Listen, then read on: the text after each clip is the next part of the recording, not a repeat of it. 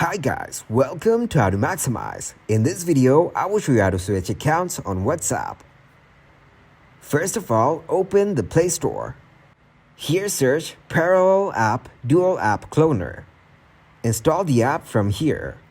Then click to open the app. After getting into the Parallel app, click on the WhatsApp icon. Now go back to open up the real WhatsApp. As you can see, your original WhatsApp is working well. Go back to the Parallel app and click on WhatsApp. Take the checkbox and click to open the app. Select the language, then tap on Agree and Continue. Now enter the number you want to create your WhatsApp on. Then you will have two different WhatsApp accounts on the same phone.